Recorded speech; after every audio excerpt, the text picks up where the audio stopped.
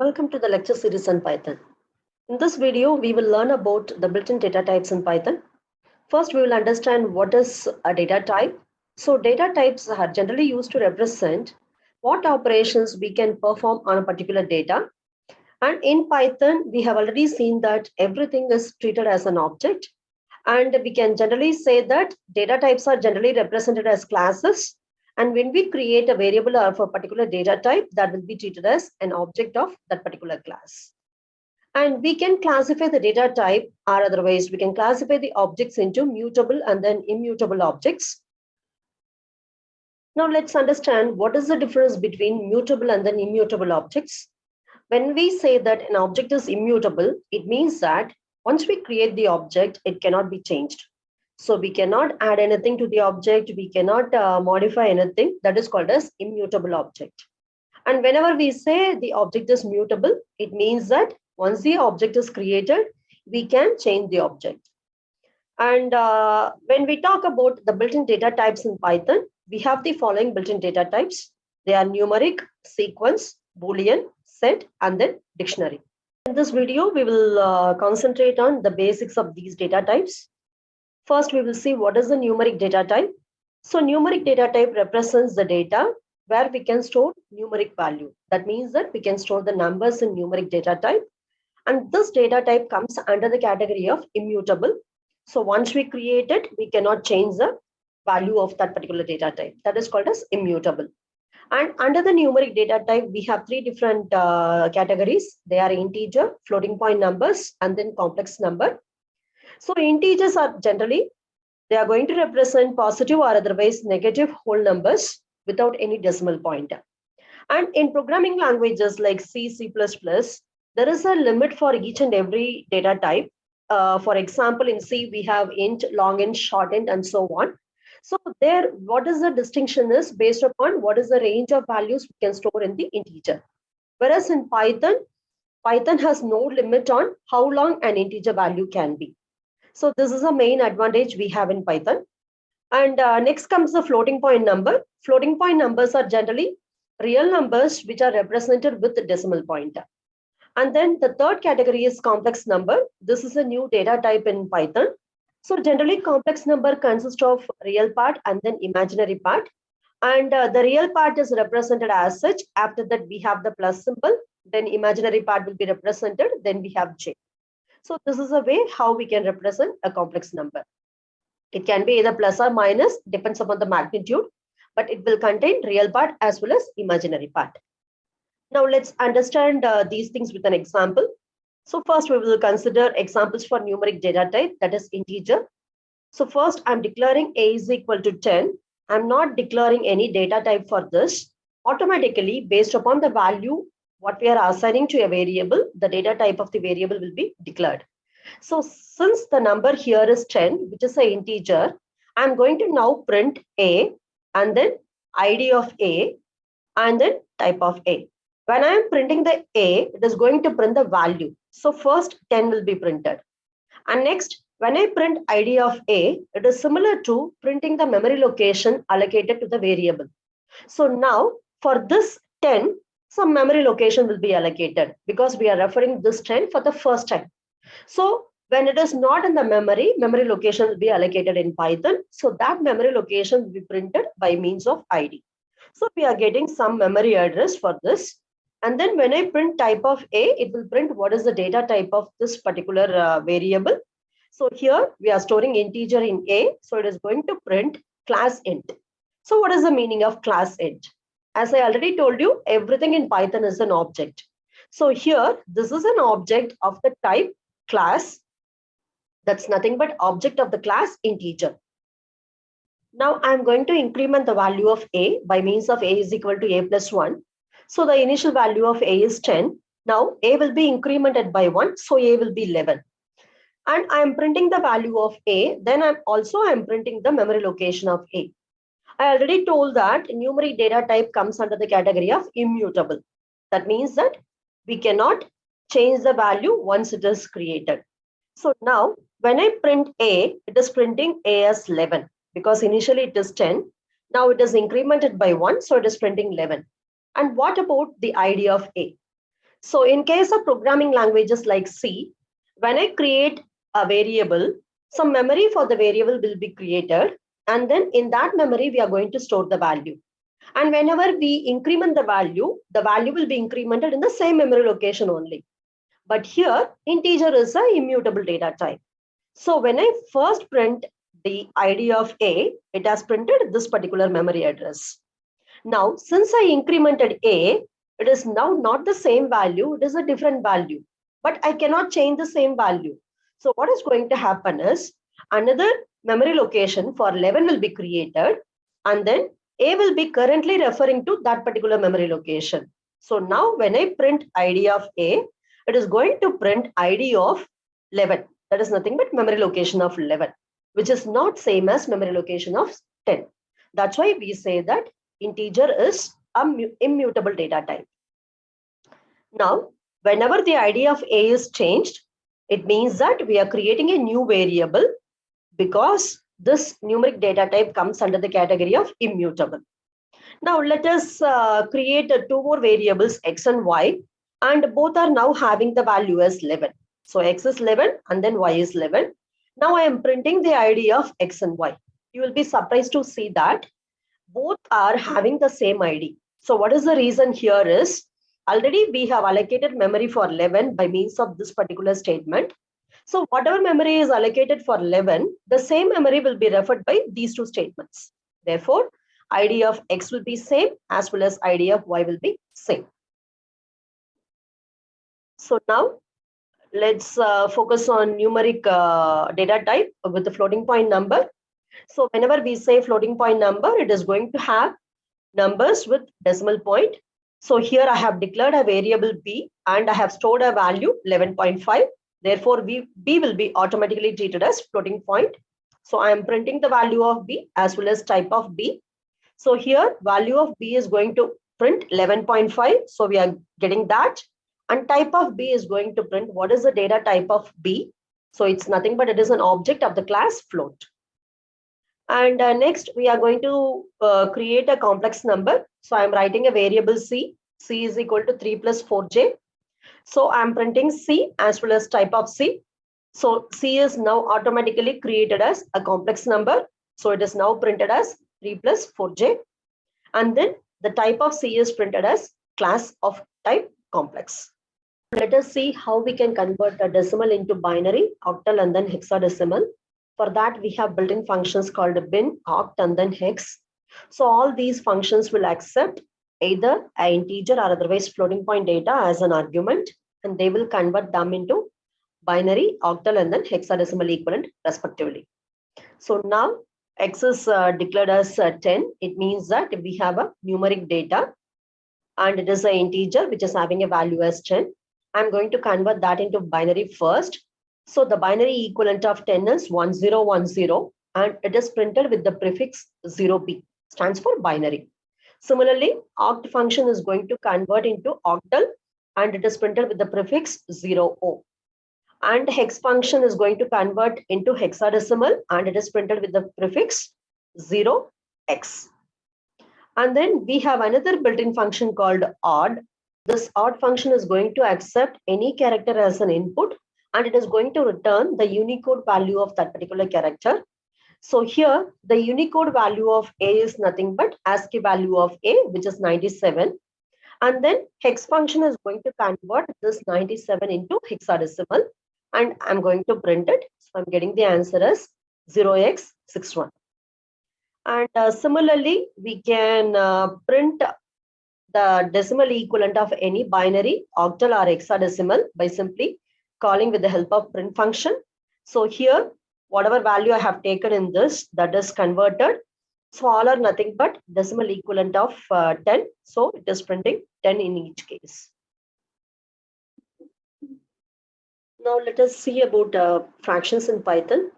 In Python, we have fraction module, and that module provides support for dealing with rational number arithmetic.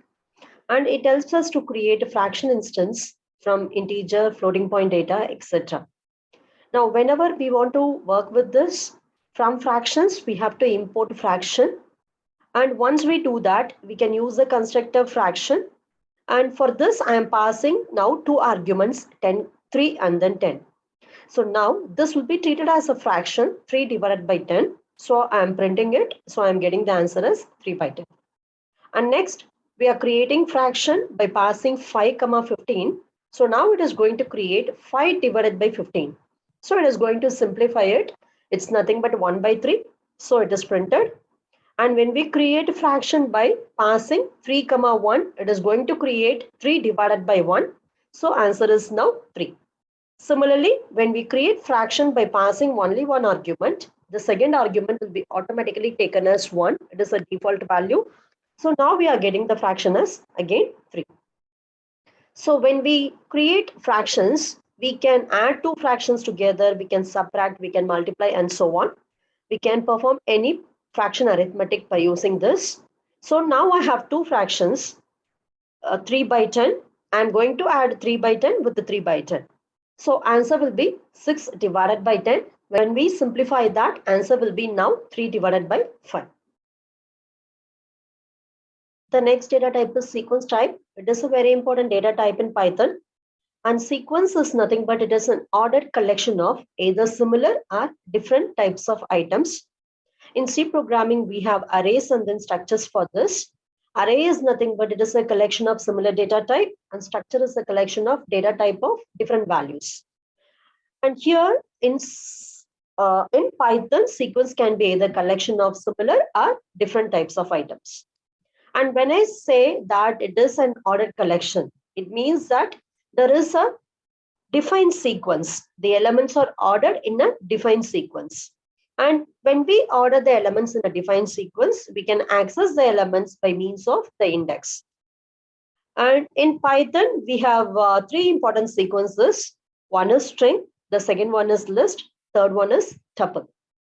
Now let us understand how to create these sequences. First, we will see what is a string.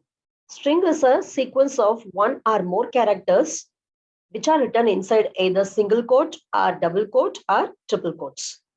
And in Python, we don't have any character data type. In C program, we can create a character data type by means of the keyword char.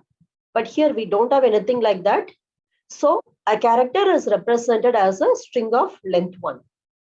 And this string comes under immutable data type. So that means once we create the string, we cannot modify the values in that.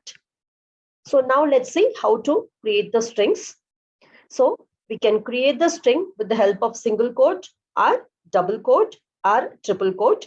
First, let's see how to create with the help of single quote. So I have a variable called msg1, which is initialized with welcome to Python programming. And it is given inside a pair of single quote. So it will be automatically considered as a string. So I am printing the message. So it will be now printing the messages, welcome to Python programming. In the first one, I have created inside single quote.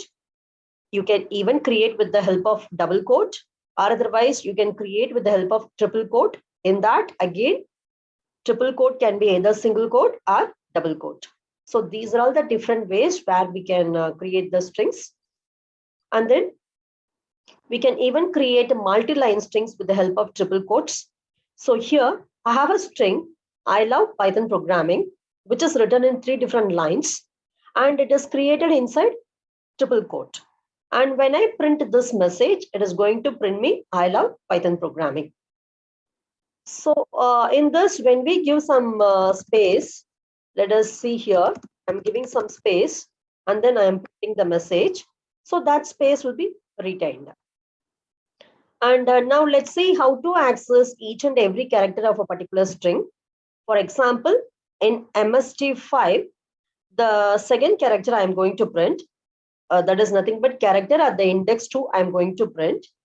And since the strings are ordered sequence, the first index will be index 0. So at index 0, I have I. Then at index 1, I have the space. At index 2, I have L. When I print MSG5 of 2, it is going to print me now the character which is at the index 2. It's nothing but the third character from this message, that is L. And since strings are immutable, we cannot change any particular character in that. For example, I want to change the character at the index 1 and I'm going to change it to I. So when I do that, I'm getting an error. So the error is nothing but type error. It is saying that string object does not support item assignment. That means that since they are immutable, we cannot assign particular character with some other character. It is not possible. Now let us focus on list. List is an ordered collection of data, and the elements in a list do not need to be of the same data type, and list comes under mutable. So now we will see all these points one by one. So first, list is an ordered collection of data. So I am going to first create a list. So I can create the list by writing sequence of elements inside the square bracket. So when I do that, a list will be automatically created. So now I'm storing it in a variable called a list. I'm printing it. So when I print it, it is going to print me the list of items which is passed in this. And you can print the type of this list one. It is going to say that it is an object of the type class list. And we can print the memory location that is allocated to the list. So when I print the memory location, it is printing me the address of the list. Now, why I'm printing this one is I want to show you how the list is known as mutable data type. So now lists are mutable. What is the meaning of this? Once we create the list, after that we can modify the list. So here in the list, I'm going to change the second value as 12. So the first value is stored at the index 0, second value is stored at the index 1. So I'm going to change it. So let me write list 1 of 1 is equal to 12. That means I want to change the value at the index 1 in the list 1. And it should be changed to 12. I am printing the new list now. It is printing me the new list. You can compare this with the previous one. Only the second element in the list is changed. It was 4 before, now it is 12. The remaining elements are same. And then I am printing the ID of the list 1. So what this ID is going to print? It will print the memory location. So previously to the list 1, the memory location is printed as some value which is ending with 856. Now you can see here, when I print the ID after the value of the list is changed, here also we are getting the same memory location. So it means that when we change some elements in the list, no new memory location is created. It is changing in the same memory location only. Because of this only, we are saying that lists are mutable data type. And here in this example, the list contains elements of same data type, and it can also contain elements of different data types. So that we are going to see in the next example. I'm going to create list 2, which contains 2 integers 2 and 4, then one string hi, and then one floating point number 8.8, and then 10. So it contains elements of different data type. So now I am printing the list. So a list is printed. Anything inside a square bracket will be treated as a list. And when I print the type, again, the type is printed as class list. And here, these things are simple list. Sometimes the element of a list can also be a list. So that is called as nested list. Nested list is nothing but list within a list. So now let us see how to create that. I'm going to create a list 3. And this is going to have 3 elements. The first element is nothing but one more list. So I have 2, 4, 6 as a first element in the list 3. Similarly, the second element is 8.8, 10.5, which is again one more list. The third element is again a third list, which contains 2 messages, hi and then bye. So I'm printing the list 3 and then the type of the list 3. So you can see that the list is printed properly with whatever value we have initialized here. And then the type is class list. So now we have seen about strings and then list. Next, we'll focus on tuple. So tuple is also a sequence data type in Python. And this is an ordered collection of elements. And tuples are immutable. So meaning that once we create the tuple, we cannot change it after that. And here, tuple is created by writing the values inside parentheses. So I am creating a tuple 1, which is having 5 elements in it, 2, 4, 6, 8, and then 10. So all the values are passed inside parentheses, and they are separated from each other by means of comma. Then I am printing the tuple 1 and then type of tuple 1. So when I print tuple 1, I am getting the values inside parentheses. So it is going to tell that it is a tuple. And when the type is printed, it's nothing but it is an object of the type class tuple. And you can access each and every element of the tuple by means of the index, because it is an ordered collection of elements. So whenever we say that it is an ordered collection, we can access each and every element with the help of the index. Now I'm going to access the first element in the tuple, that is 2. Since it is a first element, it will be at the index 0. So when I print tuple 1 of 0, it is going to print me the first value. And now I want to change this to some other value. Instead of 2, I want to have 1. So I am going to change it now. Tuple 1 of 0 is equal to 1, because I want to change the first value, which is on the index 0. When I do that, I'm getting type error. So what is the type error? It is saying that tuple object does not support item assignment. It means that we are trying to assign one item with a new value. Since it is an immutable data type, it is not allowing us. So we are getting type error. So with this, the sequence data type is over. Next, we will concentrate on Boolean data type. And it is similar to other programming languages. Generally, Boolean represents either true or otherwise false. It will represent only 2 states. And here it is a keyword. So true, in true, the first letter is capital T. In false also, first letter will be capital F. And then when I print true, I am getting the message as true. Then the type of true is going to print me type as class bool. That is Boolean data type. And when you deal with Boolean, you should be very careful. The first letter T should be capital letter. Here, I am printing type of true, but true first letter T is small letter. Now I am getting error, because this is now not a Boolean value. If it is Boolean, it will return as the type as bool. But now, since the first letter T is small t, we are not going to have the data type as Boolean. So we will be getting name error. Name error is nothing but whatever name you are supplying here, that is variable name true, it is not defined in Python. And one more thing we have to understand clearly, which values will be treated as false and which will be treated as true. In C programming, 0 will be treated as false. Anything other than 0, whether it is a negative number or a positive number, it will be treated as true. In Python, we have to first understand which values are false and which are true. So here, let us consider the case of a string. If you support an empty string, whenever an empty string is provided, that will be considered as false. And similarly, in case of number, 0 will be treated as false. Other numbers will be treated as true. And in case of sequence data type, whether it is a tuple or otherwise a list, if you provide empty sequence, that will be treated as false. Otherwise, it will be treated as true. And we have none. In none, the first letter N is a capital letter. That will be treated as false. So other than this, whenever you provide a string which contains minimum 1 character, or when you provide any integer which is not 0, or when you provide a sequence which contains at least 1 element, all these things will be treated as true. So when I print all these things, you can consider here, first 3 are going to print false. And I have not printed this. When I print, I'll be getting false only.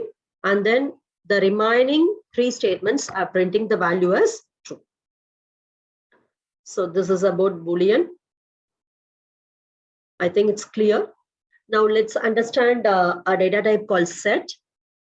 So set is nothing but it is an unordered collection of item. So very important thing is there is no order among the elements in the set. And an important property of set is it is not going to allow us to add duplicate elements. Every element in the set are said to be unique. And then sets comes under mutable data type. And how to create a set? Whenever you want to create a set, pass sequence of values within curly brace. So here I am creating set1 within curly brace. I am passing sequence of values. You can see here I am passing the value 5 two times. And I already told that set will not allow duplicate value. Now I'm going to print set1 and then ID of set1. When I am printing set1, even though 5 is appearing here 2 times, in the output we are getting 5 only 1 time because the duplicate values will be removed. It will not throw error. We can, whenever we create the set with duplicate value, it is going to remove one element. And then when I print ID of set1, it is going to print the memory location of that. And this set is said to be unordered collection of item. So meaning that we cannot access the elements of the set with the help of the index. So when I try to access the element of the set with the help of the index, I'll get an error. So here in set1, I want to access the first element. If it is ordered, I can access the first element with the help of the index 0. So I'm trying to do that. When I do that, I'm getting an error called as type error. It is saying that set object is not subscriptable. The meaning that with the help of the subscript or index, we cannot access the elements of the set. This is only because it is unordered collection of items. And whenever we have any data type, when we want to identify what all the methods are supported to that particular data type, we can always see with the help of help statement. So we have a help function. Whenever we pass any data type to that, it will print whatever methods are supported, everything will be printed. So we will see all these things in detail when we explore about the data types. So now sets are mutable data type. It means I can add new elements. I can remove the elements from the set and so on. Now I'm trying to add a new element 8 to the set. This can be done with the help of the method called add. So we will explore this in detail later. Just I'm trying to add the element. And then when I print, it is going to print me the new set. Previously, the set contains 1, 2, 3, 4, 5, 6, only 6 elements. Now I am trying to add one more new element. So I am getting this now. And also we can see the ID of set1. Previously, the ID of set1 is ending with 696. And here, when I add the element, I am able to add it. And when I print the ID, again, it is same. So whenever the data type is mutable, you can add new values to the same memory location. So the ID is same now. So that's all about set. Now, the last data type is a dictionary. So dictionary is again an unordered collection of items. And the difference between the set and the dictionary is, in case of dictionary, it is going to hold key value pair. That means that every element in the dictionary is considered as a pair of elements. So one of the pair will have key and the other pair will have the value. So the key and value are separated with the help of colon, and every pair in the dictionary is separated from each other with the help of comma. And this dictionary comes under mutable data type. So we can change the elements of the dictionary. So now let us see how to create the dictionary. So when I want to create the dictionary, I am going to pass within curly brace, which is similar to the set. You can see here in set also, we have done the same thing. But now how it is going to differentiate whether it is set or dictionary? In case of set, we will pass single element which is separated from each other with the help of a comma. Whereas in case of dictionary, every element is going to have a pair of values. One is key, another is value. And key is separated from the value by means of colon. So now we can see that this is a dictionary 1. It is now containing the first element as name is the key, colon, value is ABC. And the second element in the dictionary is this one. The name key is date of birth and value is 1/1/2000. And the third element is mark, which is the key, and value is 75. So now I am printing the dictionary. It is printing me the key value pair separated from each other. Now we have seen how to create the dictionary. Now let's see how to access different values of the dictionary. For example, I want to access the first value ABC. I can access the value with the help of the key. The key for ABC is name. So I can now pass dict1 of name. When I do that, it is going to return me the value associated with the key name. So I am getting the value as ABC. When I print dict1 of mark, it is going to print me the value corresponding to the key mark, which is nothing but 75. And now dictionary is a mutable data type. So we can change the values of every element in the dictionary. So now I want to change the name of this particular dictionary. So for that, I am writing dict1 of name. The new name should be changed to XYZ. So when I do that, I can modify the value. So now I am printing the value of the dictionary. It is now printing me name is equal to XYZ, and date of birth and mark are written as such. So with this, we have seen various built-in data types in Python. In the next video, we will see about a type conversion in Python, which is also known as typecasting. Thank you.